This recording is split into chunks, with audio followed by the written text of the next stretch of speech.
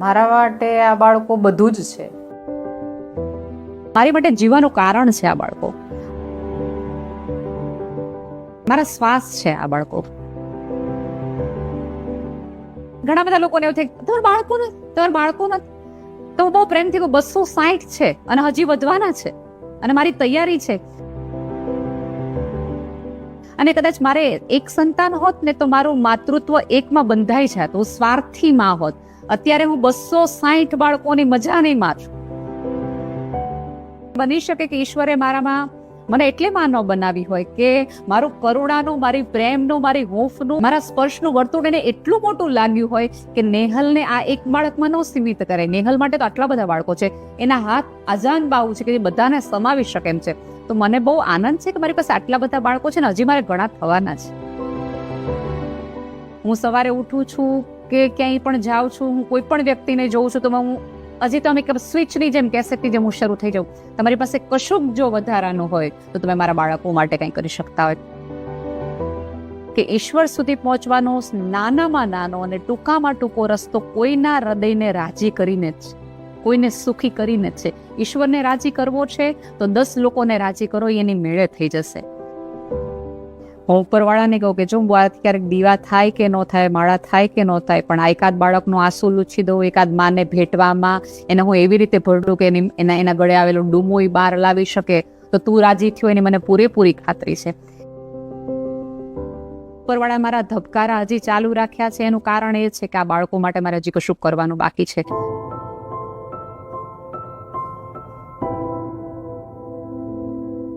મારું પૂરું નામ નેહલ ઋષિકેશભાઈ ગઢવી છે. ધોરાજીમાં મારો જન્મ છે. અમે બેઝિકલી સૌરાષ્ટ્ર, જુનાગઢ, ભેસાણ સાઈડના છીએ. એટલે ભેસાણ અમારું મૂળ ગામ છે અને મારા પપ્પાની જોબ અહીંયા હતી એટલા માટે અમે લોકો ભાવનગર આવ્યા. પછી મારું બધું જ એડ્યુકેશન છે એ ભાવનગરમાં જ છે.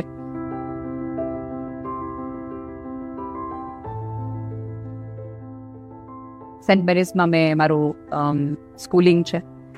સામરદાસ આર્ટ્સ કોલેજમાં મેં BA કર્યું, પછી MHRD કર્યું.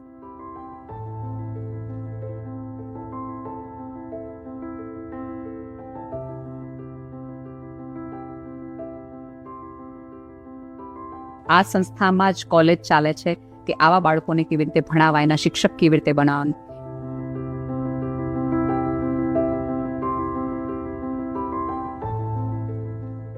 એનું સ્પેશિયલ એડ્યુકેશન મેં અહીંથી જ કરેલું છે. મારે શું બનવું છે મને ખબર નહોતી, પણ મારે શું નથી બનવું ને એ મને બહુ સારી રીતે ખબર હતી. એટલે મને એક સમજાઈ ગયું હતું કે આપણે વધીને એક શિક્ષકમાં ચાલીએ. એટલે હું કોઈ દિવસ ઘર રમી જ નથી, હું સ્કૂલ જ રમી છું.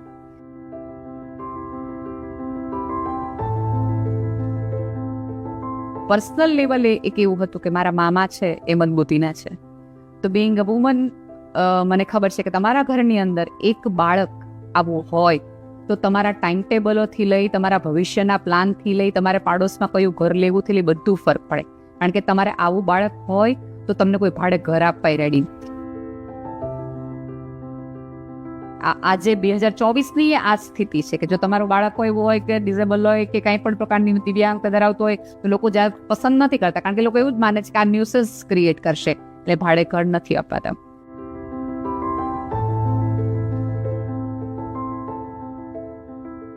મને ખબર હતી એક સ્ત્રીની હાલત કેવી હોય, એક માની સ્થિતિ કેવી હોય, એક બેનની સ્થિતિ કેવી હોય. તો મને નાનપણથી એવું હતું કે કોઈક આ ફિલ્ડમાં કામ કરવું છે.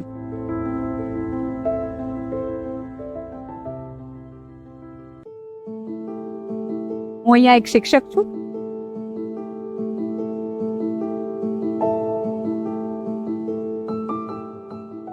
અમારો ટોટલ સ્ટાફ જે છે, ઓફિસ સ્ટાફથી લઈને 50 વ્યક્તિનું એક સરસ મજાનું સંકુલ છે કે જે આટલા બાળકોના માતા પિતા થઈને અમે એ ફરજ નિભાવીએ છીએ.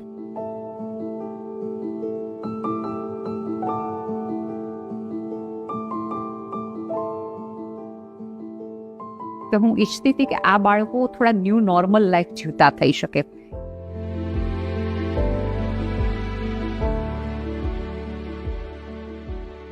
ક્યાંક એને પોતાનું અસ્તિત્વ મળે, સમાજનો નોંધ થાય. એટલે બધા ઘણી બધી વખત મને એવો પ્રશ્ન પૂછે કે તમે તો નાનપણથી બોલતા જશો ને, તમે વખતા જશો ને. ના, એવું કશું જ નહોતું.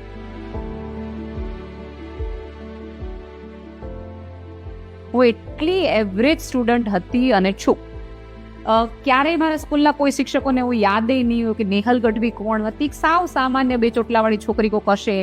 મને સાંસ્કૃતિક કાર્યક્રમમાં મારી હાઇટના હિસાબે રાખતા, કારણ કે ભારત માતા બનાવવાની. તમને મને બધાને ખબર છે ભારત માતા એટલે બનાવવાનું જેને કાંઈ ન કરવાનું. એટલે કાંઈ ન કરતી છોકરી હું હતી. હું અહીંયા આવી એટલે મને પીડા થઈ.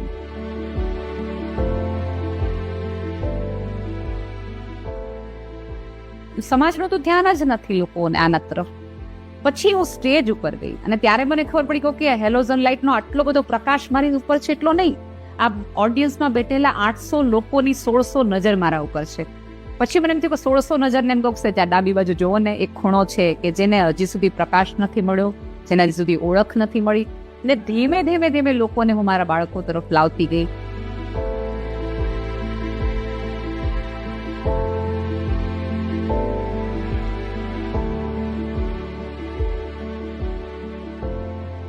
જેમ પ્રોગ્રામો વધતા ગયા એમ ફંડ વધતી ગયું. હું લોકોને કહેતી થઈ કે આવા બાળકો છે તો તમે એને મદદ કરો, આ કરો. અને જાણે અજાણે હું ઈચ્છતી હતી કે મારા પ્રવચનો થકી કે વાત થકી આ જગતની એક પણ મનોદિવ્યાંગ કે દિવ્યાંગ બાળકોની માએ ક્યાંયથી પાછા ન પડવું પડે.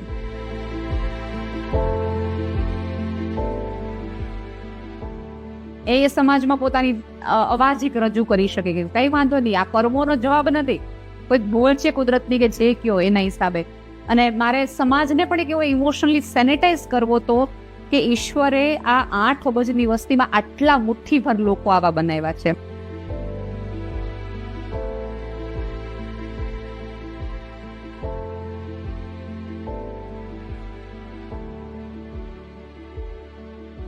બની શકે કે તમારા ઉપર જવાબદારી, તમારા ઉપર ઈશ્વરની શ્રદ્ધા હતી કે આટલા લોકો નહીં સંભાળી શકે. 8 અબજની વસ્તી છે, તમારે તો 260 બાળકો છે, તો એટલા લોકો તો નીકળે ને કે જેને ઇમોશનલી દત્તક લઈ લે. તમારે કંઈક સમાજને પણ એવો થોડોક ઇમોશનલી સેનેટાઇઝ કરવો હતો કે મેં આ ફિલ્ટ.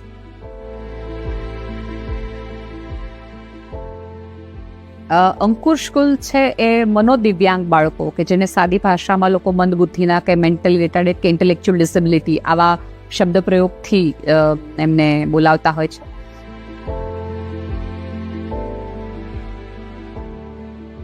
એવા બાળકોની સંસ્થા છે. આ સંસ્થા લગભગ 46 વર્ષથી અને ભાવનગર જિલ્લાની એકમાત્ર સંસ્થા છે કે જે આવા બાળકો સાથે કામ કરે છે.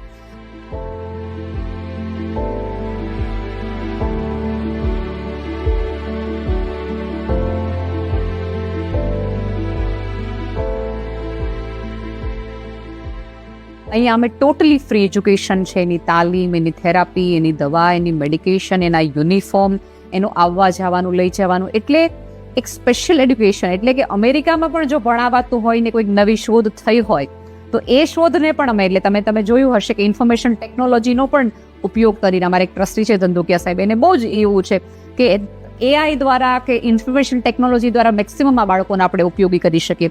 તો એનો ઉપયોગ કરીને અમે બાળકોને શીખવાનો એક પ્રયાસ કરીએ છીએ. અને અંતે તમે મને પૂછો કે બેન ભણાવો શું, તો બ્રશ કરતા કેમ શીખવું, બટન બંધ કરતા કેમ શીખવું, કપડાં પહેરતા કેમ શીખવું, ટોયલેટ ટ્રેન કેમ થવું, આ લાલ કલર કહેવાય, આ મમ્મી કહેવાય, આની સાથે આમ વાત કરે, આ કૂતરો છે. એટલે ડે ટુ ડે લિવિંગની જે વસ્તુઓ છે કે જેને તમારું માઇન્ડ જોઈને શીખી જાય છે, અનુભવીને શીખી જાય છે, એ અનુભવ અમારે બાળકને કરાવવા પડે છે, જેના કારણે એને ખબર પડે કે આને આ કહેવાય, આ જમવાનું આવી રીતે હોય. એટલે હું તમને બહુ સાદી ભાષામાં કહું ને તો અમે એમને ભણાવતા નથી, એડ્યુકેટ નથી કરતા, વી ટ્રેન ધેમ.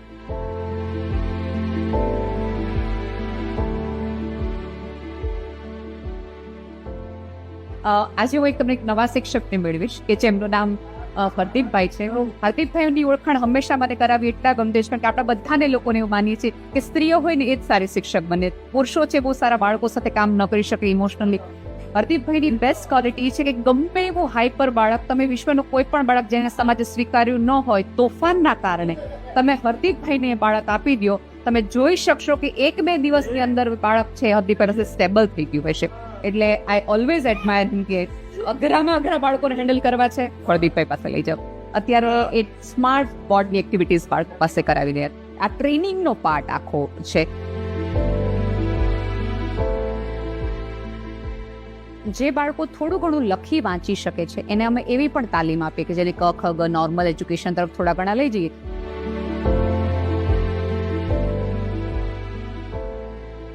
એવું પણ ઘણી વાર બને કે જે બાળકો છે નોર્મલ એજ્યુકેશન ના હોય તો થોડી ઘણી એના બિહેવિયર પ્રોબ્લેમ અને અમુક થેરાપીઝ આપી અને બાર અમારે ત્યાં physiotherapy, occupational therapy, speech therapy, music therapy આવી તમામ થેરાપી એક જ જગ્યાએ મળે છે.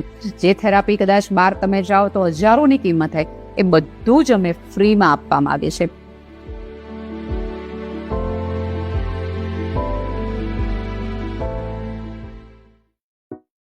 આ સ્પીચ થેરાપીનો ભાગ છે.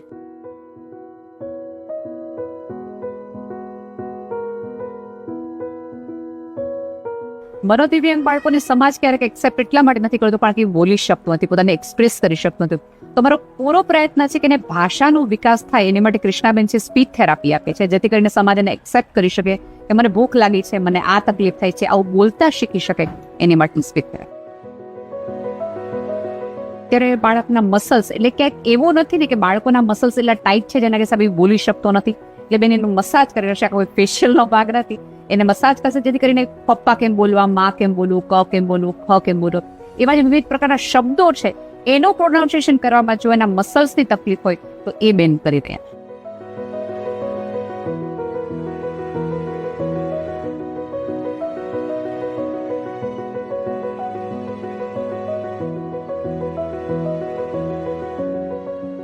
ડોક્ટરમાં રાધિકાબેન છે, મૈત્રીબેન છે, બંને ફિઝિયોથેરાપિસ્ટ છે. લગભગ એમ માની લો કે 15 વર્ષથી સંસ્થા સાથે જોડાયેલા છે. બંને બહાર કમાઈ શકે છે, સારું કમાઈ શકે છે. ઇન્સ્પાઇટ ઓફ દેટ એને બાળકો માટે લાગણી છે એટલા માટે અહીંયા થેરાપી આપી રહ્યા છે.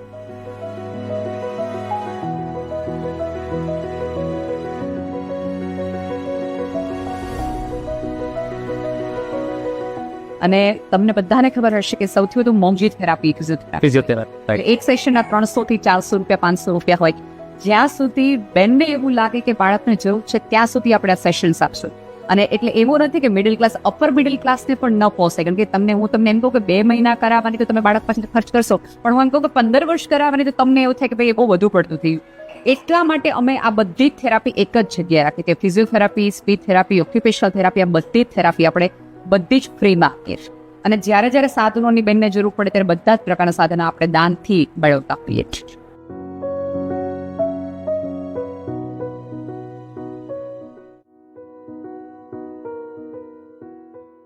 આ થેરાપીથી, આ ટ્રેનિંગથી એ નોર્મલ જીવનની નજીકનું જીવન જીવવાના છે એ કરાવીએ છીએ.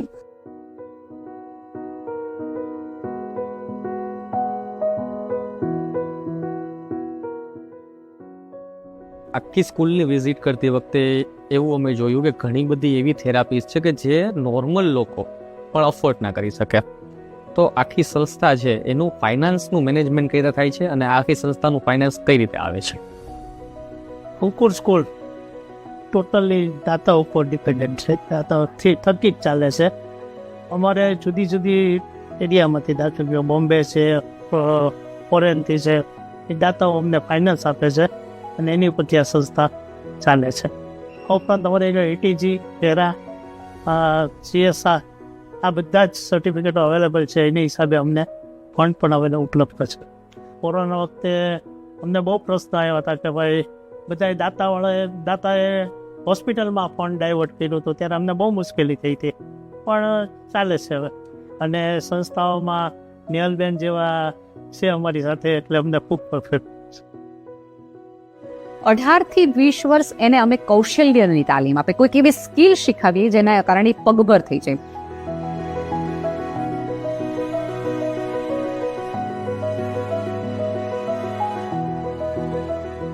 આ હવે સૌથી મહત્વનો પાર્ટ છે, કારણ કે કોઈ પણ સ્કૂલોમાં તમે ભણો એટલે આપણે ભણીએ શું કામ?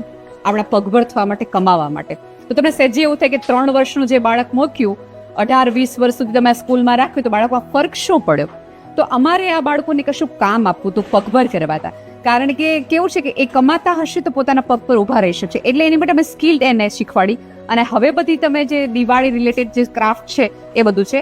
આ મીણબત્તીનો આખો પ્રોજેક્ટ છે કે જે બાળકો પોતે મીણ ગરમ કરવું, ભાંગવું, મેળવવું થી લઈ બધી જ પ્રવૃત્તિ છે એ પોતાની રીતે કરે છે. એટલે જે બાળકે જે પ્રમાણે કામ કર્યું છે એ પ્રમાણે એની ઇન્કમ જશે. ધારો કે તમે છે એ 20,000 કામ કર્યું છે તો તમને 20,000 જશે. મેં 10,000 કામ કર્યું છે તો મને 10,000 જશે. કોઈક બાળક એવું હશે કે જેને 50,000 કામ મળશે તો એને એ રીતે બાળકની ક્ષમતા પ્રમાણે જે કામ કર્યું છે એ પ્રમાણે એની ઇન્કમ જશે. એટલે આનાથી ફરક એ પડે કે આજ સુધી જે બાળક છે એ નકામું હતું, કશું કરી નથી શકતો, જે માએ એવું સાંભળ્યું હતું કે તારો દીકરો ગમે એટલો મોટો થશે તને કાંઈ કમાઈ નહીં શકે, એ દીકરો આજે દિવાળીમાં એના પપ્પા અને ભાઈ કરતા પણ વધુ ઇન્કમ ઘરે લઈને જાય છે.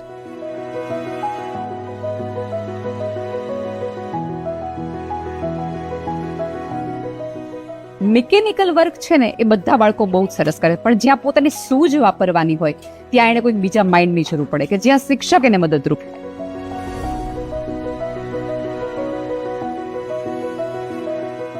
કોઈ ગાઈડ ગાઈડન્સ જોઈએ. અને આ બાળકોને સૌથી વધુ સારામાં સારી બાબત એ છે કે એમને બોર્ડમ નથી. સી મને અને તમને એક કામમાં બોર્ડમ આવે. ધારો કે તમે એકને એક ફિલ્ડમાં 10 વર્ષ કામ કરો તો તમે મને મારે કંઈક કશું નવું જોઈએ છે. તમે મીણબત્તીનું કામ કરતા હો ને તો 1-2 કલાક પછી તમને કંઈક બહાર જવું છે, નવું કામ કરવું છે. આ બાળકને આ મીણબત્તી સાથે જીવનના 50 વર્ષ કાઢવાના હોય 8 કલાક લેખે. બોર્ડમ નથી, માઇન્ડ નથી ખાસ કામ કરતું એટલે બોર્ડમ નથી. કદાચ આ ગુજરાતની પહેલી એવી સ્કૂલ હશે કે જ્યાં સ્ટુડન્ટ્સને ભણવાના પૈસા મળતા હશે. અમે પ્રયાસ કરીએ છીએ કે બાળક પોતાના પગ પર ઉભો રહે. એને ફીસ નથી પે કરવાની, બિલકુલ ભણવામાં સામે પૈસા લઈને જવાના, કમાઈને જવાના છે.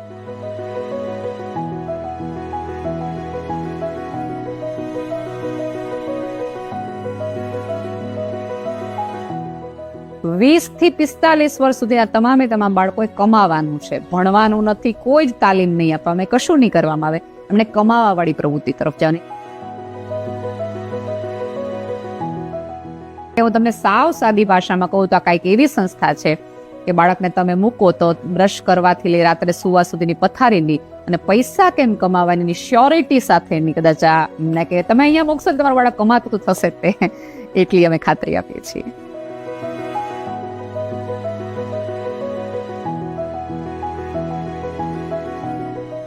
જનરલી આપણે તમને એવું થતું હશે કે આ બધી વસ્તુ એક જ બાળક બનાવતું. આ આખું ચેનલથી કામ થાય છે. અમુક બાળકો એવા છે ખાલી વજન ઉપાડી જ શકે છે. અમુક બાળકો એવા છે કે માત્ર આ તોરણની જે સર છે એ સર જ બનાવી શકે. એને સર બનાવવા સિવાય કશું કામ નથી કરવાનું. આ દીકરીઓ છે એ કમાન્ડ ઝીલી શકે છે બધા. તો એને અલગ અલગ પ્રકારનું આવ્યું છે. સામે આખી વસ્તુ બની જશે. ઓલા બાળકો છે એની કેપેસિટી માત્ર ને માત્ર છે ને પેકિંગ કરવાની છે, બીજું કશું નથી આવડતું. તો આ બધી જ વસ્તુનું પેકિંગ છે એ દીકરીઓ કરશે. એને બીજું કંઈ કરવાનું જ નથી, પેકિંગનું કામ છે. આ આખું કામ છે ચેનલ થી થાય. લાઈક ફેક્ટરીમાં જે પ્રોડક્શન લાઈન હોય એના જેવી. એટલે કેમ છે ભાઈ આનું કામ છે તેને ખાલી બટેટા ધોવાના છે, આને છે ખાલી ભરવાના છે. એક એવી ફેક્ટરી કે જે બટેટા લાવવાથી લઈ અને પેકિંગ સુધીનું કામ કરે. કેમ અલગ અલગ એજન્સી છે, અલગ અલગ પ્રકાર છે. આમાં અમે એ જોઈએ છે કે બાળકની સ્કિલ કઈ છે, એને શું આવડે છે એના આધારે કામ આવે. ફોર એક્ઝામ્પલ એક દીકરો મારો કર્તવ્ય કરીને છે, એની માસ્ટરી એટલી છે ને બીજો તોરણ બનાવતા નથી આવડતું, પેકિંગ કરતા નથી આવડતું, તેને શું આવડે છે? સોય પોરવતા. આ આખી આટલી ટીમ બેઠી છે, જેટલા દોરામાં સોય હોય બધી કર્તવ્ય હોય. કેન યુ ઇમેજિન કે કોઈ એક વ્યક્તિ છે એ 365 દિવસ લેખે જેટલો કલાક 5 કલાક 6 કલાક સ્કૂલમાં રહેવાનો હોય એ સોય જ પોરવે. ખાલી સોય જ, બીજું કશું જ નહીં. અને એને કોઈ દિવસ અમને આવીને એવું નથી કીધું મને કંટાળો આવે છે ને હું મારે સોય જ પોરવા રાખવાની. હવે આની બદલે કોઈ નોર્મલ વ્યક્તિ હોય તેમ કે આને કયો ને સોય પોરવે, શું મારે સોય જ પોરવા રાખવાની, એ ક્યારે કમ્પ્લેન એ આવશે, પોતાના દોરા અને સોય લેશે, દોરા આપણે સોય પોરવા કરશે.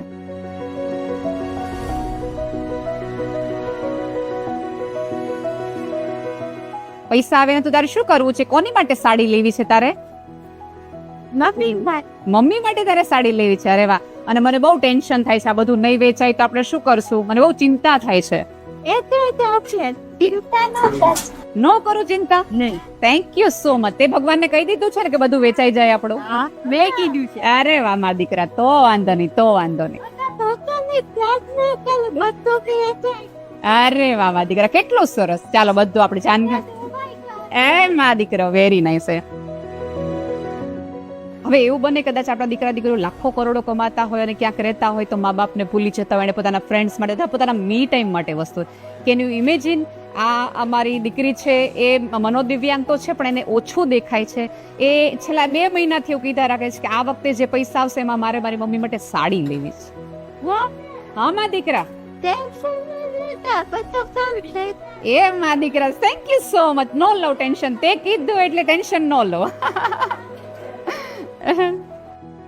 હવે આવી ધરપતને આવો હોંકારો તમને ક્યાં મળે કે બેન ટેન્શન નો લેતા બધું કામ થઈ જશે. એટલે ક્યારેક એવું લાગે કે ઈશ્વર બોલાવડાવે છે આ બધાના મોઢે કે નહીં, ટેન્શન નો લેતી, થઈ જશે બધું.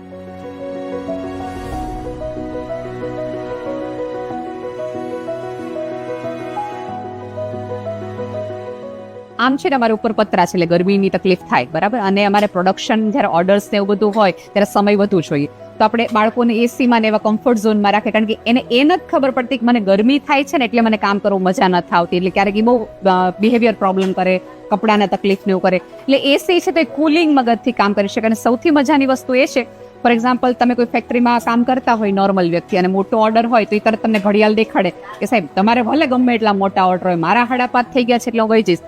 આ બાળક છે એ તમને ક્યારેય નહીં કે એને ખબર પડશે કે ઓર્ડર વધી ગયા છે. અમે એમ કહીએ બાળક ઘરે જા, નાના બેન આપણી પાસે ઓર્ડર છે, નાના બેન આપણી પાસે કામ છે ને, એટલે બધું કરે. એટલે આ બાળકો વફાદારીની દ્રષ્ટિએ પણ તમે જો તો નિષ્ઠાવાન, એઝ એ એમ્પ્લોય કદાચ તમે આવા બાળકોને તમારા દુકાનમાં ફેક્ટરીમાં રાખો તો એ તમારી જરૂરિયાત પ્રમાણે કામ કરશે, પોતાના ફાયદા અને સમય જોઈને કામ નહીં કરે.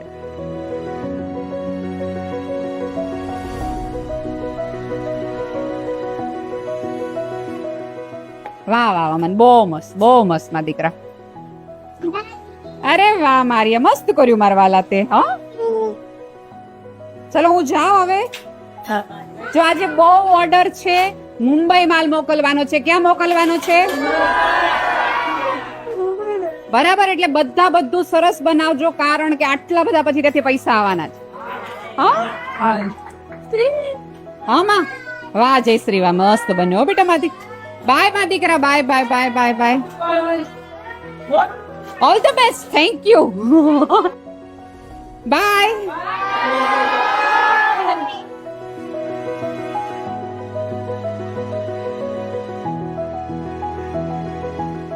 તમને એવું લાગે કે ઓપરેશનમાં આ બાળકો આટલું સરસ કામ કરી શકે, આટલું બધું સરસ કામ કરી શકે, પણ એની પાછળ આ 3 માળના આટલા શિક્ષકો, આટલા થેરાપિસ્ટ, આટલા વાલીઓના કલાકો, વર્ષોની મહેનત છે, જેના કારણે એક બાળક એક તોરણ બનાવતું થાય છે કે એક દીવો બનાવતું થાય છે. બેન આજે બધી પ્રોડક્ટ્સ છે, એ પ્રોડક્ટનું સેલિંગ કઈ રીતે થાય? આનું સેલિંગ એવી રીતે થાય કે ફરક સોશિયલ મીડિયામાં હું મારા પેજ ઉપરથી મૂકું, લોકો વિડીયોઝ જોતા હોય, લોકોને મેં વિડીયો ફોરવર્ડ કરવાનું કીધું હોય, અલગ અલગ લોકો વિડીયો ફોરવર્ડ કરે, એની અંદર 2 નંબર આપ્યા હોય. એ નંબર ઉપર જસ્ટ તમારે હેલો કરવાનું છે, એટલે તમને આખી PDF મળે અને એમાંથી તમે વસ્તુ ખરીદી શકો. એટલે આખી PDF તમને મોકલાય, એમાં દરેક વસ્તુના કોડ છે, કલર્સ છે અને પ્રાઇસ છે, અને તમે જે લખી મોકલો એટલે તમારા કોઈ પણ જગ્યાએ તમારા એડ્રેસમાં મોકલવા હોય તો તમે મોકલી શકો. ઘણા બધા લોકો એવા છે કે જે વિદેશ રહે છે અને પોતાના ફેમિલીને એને હેપી દિવાળીનું કાર્ડ મોકલવું છે, તો તમારા વતી કાર્ડ થકી, સ્વીટ થકી બધી વસ્તુ તમે પહોંચે છે. અને ભારતમાં તો બધે જ મોકલીએ છીએ, પણ વિશ્વના બધા દેશોમાં ગુજરાતીઓ જ્યાં જ્યાં છે, એટલે કેનેડા, ઓસ્ટ્રેલિયા, ન્યુઝીલેન્ડ, અમેરિકા, બધા જ આપણી પ્રોડક્ટ થાય છે.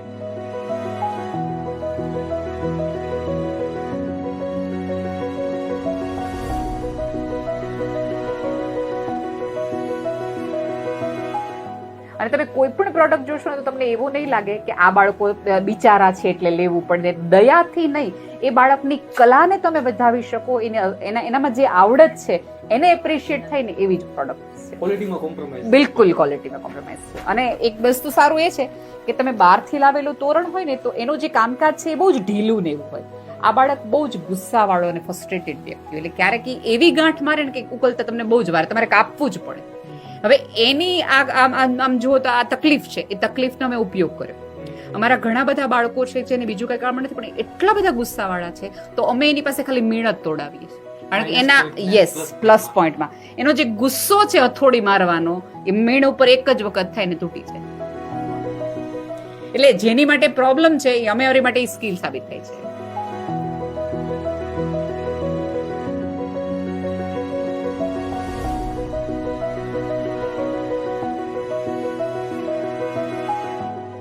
આ બનાવવામાં કેટલો ટાઈમ લાગતો સર? બહુ જ વાર લાગે. એટલે ધારો કે અત્યારે તમને આ બધો માલ લાગે છે ને, અમે જેવી દિવાળી પતે ને ત્યારથી તોરણ બનાવવાનું શરૂ કરી દીધું નેક્સ્ટ દિવાળી સુધી. એટલે ત્યારે અમારી પાસે આટલો બધો માલ, આખું વર્ષ અમે 2 જ કામ કરીએ છીએ, એક રાખડી બનાવવાનું અને એક આ દિવાળીનું કામ. કોઈ જ ત્રીજી પ્રોડક્ટ નહીં, કોઈ ત્રીજી વસ્તુ બનાવવાની. આમણે આવવાનું, એ લોકો જયારે 5-11 વાગે અહીંયા આવે 11 થી 5:30 સુધી જે કામ કરે એમાં આટલું જ કામ કરવાનું. અચ્છા. યસ.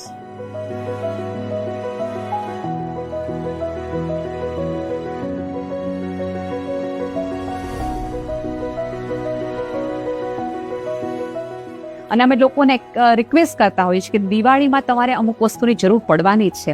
આપણા હિન્દુ શાસ્ત્ર પ્રમાણે તોરણ બદલવાના છે, લાભશુભ તમારે જોશે જ તે, દીવા તમારે જોશે જ તે. તો તમે આ બાળકો પાસેથી ખરીદી કરો. અને આપણે ભીખ કેટલી ઇઝીલી આપી દઈએ. તમે બારી ઉપર તમે સિગ્નલ પર જાઓ અને કોઈ ટકટક કરે, ઇરિટેટ તમને કરે, તો તમે એને 5 થી 10 રૂપિયા આપી દો. આપણે કામ આપવામાં માંગતા નથી, આપણને ભિખારીઓ ગમતા નથી કોઈને, બરાબર. અને આપણે બહુ જેવું કે ભારતમાં બહુ ભિખારીઓ છે, પણ ભીખ આપવાની બદલે કામ આપવાનું શરૂ કરશો તો નવો ભારત બદલાશે. તો અમે પણ એ જ ઈચ્છીએ છીએ કે અમારે બાળકોને કરુણાથી જુઓ, બિચારાથી જુઓ, એના બદલે એઝ એ વર્કર તમે જો એ આ કામ કરી શકે છે એના પ્રોડક્ટને હિસાબે. અને બીજું કેવું છે કે ધારો કે તમે પ્રોડક્ટ ખરીદી છે તો તમે 50 લોકોને આ પ્રોડક્ટ મોકલવાનો છો, એના ઉપર એક સ્ટીકર લગાવેલું હશે કે જેમાં લખ્યું હશે કે આ એક મનોદિવ્યાંગ બાળકોએ બનાવેલી વસ્તુ છે. એટલે તમારા મનમાં તરત સ્ટ્રાઇક આવશે કે આ બાળકો થોડી કંઈક કરી શકે. એટલે તમે અમને ફોન કરશો, તમે અમને સવાલ કરશો. અને બીજું કે તમારે આજુબાજુના લોકો કે જે બાળકોને મનોદિવ્યાંગ છે એના પેરેન્ટ્સને તમે કહેશો કે ભાઈ તમે સાવ એવું ન કરો, આટલા બધા હારી ન જાઓ, ચિંતામાં ન આવી જાઓ, આ બાળકો પણ કામ કરી શકે. મારે ભાવનગરથી એક વસ્તુ આવી છે, તમે ત્યાં આગળ સંપર્ક કરો. એટલે આ રીતે તમે અવેરનેસ પણ લાવશો કે તમારે જો આવું બાળક હોય તો આટલું બધું મૂંઝાઈ રહેવાના બદલે રૂમમાં પુરાઈ લેવાની, જેલવાસ કાંઈ રાખવાની જરૂર નથી. તમે શાળાએ લાવશો, આ બાળક નિદાન થશે, તો એ પણ એક પ્રોડક્ટિવ. એવું નથી કે આ બાળક નોર્મલ થઈ જવાનું, પણ નોર્મલ જેવું જીવન જીવી શકવામાં એ તમને પણ મદદ થઈ.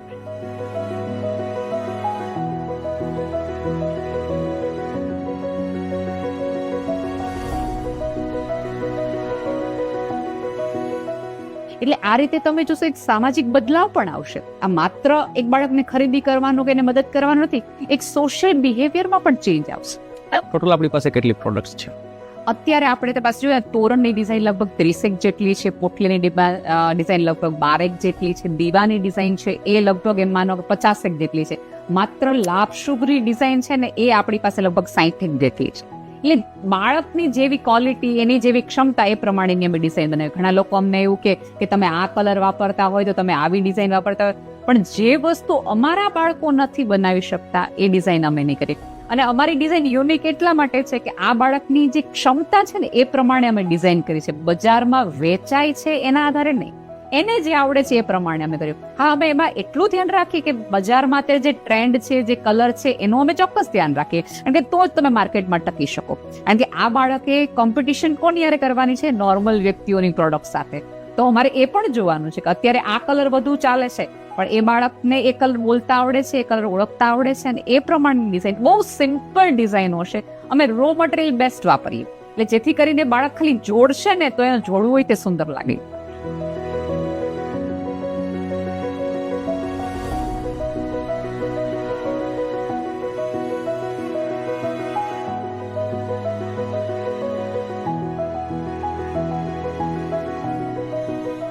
સાવ સાચું કહું, હું જો સંબંધોની, પ્રેમની, લાગણીની સાચી સમજ મને મેળવી તો મેં ગ્રંથોમાંથી નથી મેળવી, આ જીવતા ગ્રંથોમાંથી મેળવી, જેને મને નિખાલસ નજર આપી, નિર્દોષ હાસ્ય આપ્યું, અકારણ કોઈને વાલ કરવાનું કારણ.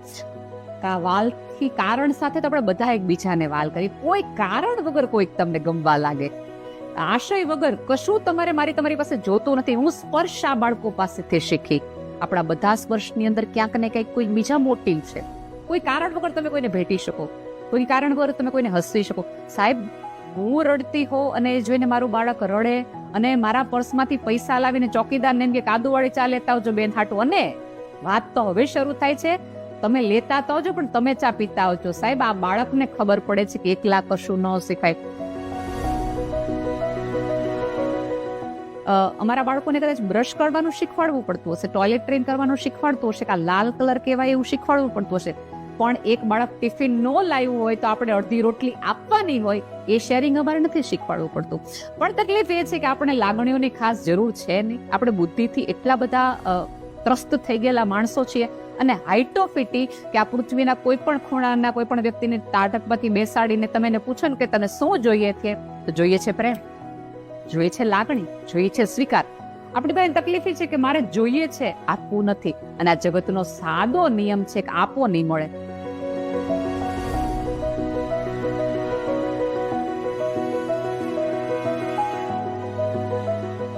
અને હજી હું ઈચ્છું છું, હજી મારે મારા બાળકો માટે એકચ્યુઅલ કરવાનું બાકી છે. આ બધું તો આમ કહેવાય ને કે મેં બધું આમ પ્લેટફોર્મ હજી તૈયાર કર્યો, કચરો વાળ્યો, હજી મારા પાયા નથી ખોદાણા મારા કોઈ કામોના. હું બહુ અંગત રીતે એવું માનું છું.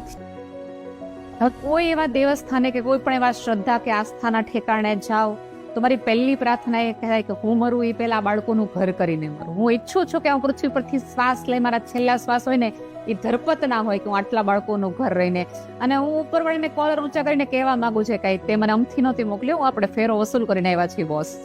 એક એવી અંદરથી મારી ખ્વાહિશ છે. અને હું જ્યારે કોઈ વાલીઓ પણ જતા હોય ને તેને કહું છું કે તમે પ્રાર્થના કરજો ને આપણા બાળકોનું ઘર થઈ જાય. મારે હોસ્ટેલ નથી કરવી, મારે એનું ઘર બનાવવું છે. કારણ કે હોસ્ટેલમાં તો તમે આવો જાઓ, તમારી વ્યવસ્થાઓ સંચવાય. હું ઈચ્છું છું કે એ હોસ્ટેલની દિવાલી ઉપર એના લાગણીના રંગો, એ ગમે ત્યાં વટથી કોકને કહી શકે આ મારું ઘર છે. આ બાળકો બહુ અસલામતીમાં જીવે છે. હું એને એક ધરપત આપવા માંગુ છું કે આ આખી દુનિયા તમારી છે, તમારે બહાર જવાની જરૂર નથી. એટલે એક એવું વર્લ્ડ અમારે એની માટે બનાવવું છે કે બાળકોની દુનિયા હોય, ગમ્મતની દુનિયા, વિજ્ઞાનની દુનિયા હોય, કેટલી બધી દુનિયા. અમારે બધાએ ભેગા થઈને એક મનોદિવ્યાંગ બાળકોની એક દુનિયા બનાવી છે કે જ્યાં એ સેફ હોય. અને એ જ્યાં એના મનબુદ્ધિ હોવાનું કે નહીં, કોઈ પણ વિકલાંગતાનો બોજ ન સહન કરવો પડે, કોઈના તિરસ્કારનો ભોગ એને ન બનવો પડે.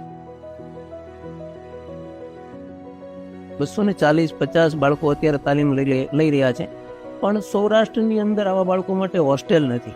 આવા દીકરા દીકરીઓ રોડ ઉપર રખડતા હોય અને લોકો એને મેન્ટલી રિટાર્ડેશનમાંથી પાગલ તરફ લઈ જાય છે. ત્યારે આવા બાળકોને તાલીમ મળે એના માટે ભાવનગરની અંદર એક વિશાળ હોસ્ટેલ બનાવી છે અને સૌરાષ્ટ્રના બધા જ બાળકો આ હોસ્ટેલની અંદર સમાવી શકાય એવું અમારું આયોજન છે. અંકોર અત્યારે ખૂબ સરસ ચાલી રહ્યું છે, પણ ભવિષ્યનો અમારો હોસ્ટેલનો પ્રોજેક્ટ છે.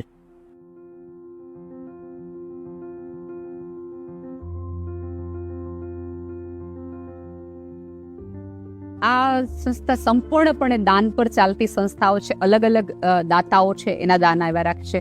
પૂજ્ય મોરારી બાપુનું બહુ જ મોટું યોગદાન અમારી સંસ્થામાં, અને એમના થકી એમના ફ્લાવર્સ જે હોય એનું મોટું યોગદાન છે. અલગ અલગ અમે કાર્યક્રમોમાં જતી હોઉં તો અલગ અલગ કાર્યક્રમમાં લોકો વાત સાંભળે, કોઈ આયોજકો હોય એ બધા એ લોકોને દાન આપતા હોય છે એનાથી. અને બીજી અમે એક એવી સંસ્થા ચલાવીએ છીએ કે ભાઈ લોકો ક્યારેક બાળકોને જમાડવા હોય, કોઈક વસ્તુ કરી, પોતાની એનિવર્સરી છે, પોતાનો બર્થડે છે, પોતાના મમ્મી પપ્પાની મરણતિથિ છે, તો ક્યારેક કોઈક લોકો પૂછે કે અમારે શું કરવું છે, તો અમે ક્યારેક એવું કહીએ કે ભાઈ તમે 25-30 હજારનો જમણવાર કરવા કરતા એક બાળક પાછળ સંસ્થા દર વર્ષે 22,000નો ખર્ચ કરે છે. તો તમે એક બાળકને એવી રીતે દત્તક લ્યો, જેથી કરીને તમારા લીધે એક બાળક છે જે અત્યાર સુધી ક્યાંક કોઈ ખૂણામાં હતું, જસ્ટ બીકોઝ ઓફ યુ એ આખું વર્ષ સ્કૂલે આવી શકે છે. કારણ કે સંસ્થા એક બાળક પાછળ આટલો ખર્ચ કરે છે એટલા માટે. એટલે અમે લોકોને રિક્વેસ્ટ કરી છે કે તમે મેક્સિમમ બાળકોને દત્તક લ્યો તો વધુ ને વધુ બાળકોને અમે અહીંયા સુધી લાવી શકીએ. અત્યારે અમારું ફોકસ એરિયા હોસ્ટેલ જ છે, જેથી કરીને અમે વધુ બાળકોને સમાવી શકીએ. કારણ કે ક્યારેક ઘણી વખત એવું થાય કે આવું કોઈક સાંભળે એટલે કોઈક ફોન કરે, બેન અમારે એક આવું બાળક છે, તમે તે વિડીયોમાં બોલ્યા હતા કે આવું તમે રાખો છો, ના લ્યો તમે રાખો, અને એવું ઘણું બધું થતું હોય છે. પણ બધા એવું કહે છે કે ઈશ્વરને ગમતા લોકો આવા હોય ને ઈશ્વર આવો હોય. તો ઘણી બધી વખત હું તો પૂજ્ય મોરારી બાપુને અનેકવાર કહી ચૂકી છું કે તમે જે ઈશ્વરની વાત કરો છો એ વાત તો અમારા બાળકો જ છે. એટલે ભગવાનનું સ્વરૂપ, એટલે ભગવાનની રેપ્લિકા તમારે ગોતવી હોય તો આ બાળકો છે. એટલે સાવ સાદી ભાષામાં કહું તો આ બાળકો માટેનું ઘર નહીં, મારે ભગવાનનું ઘર બનાવવું છે. કારણ કે ભગવાનને પૂજવા માટે તો સરસ મજાના મંદિરો છે, પણ ભગવાનને રહેવા માટે ઘર ક્યાં છે?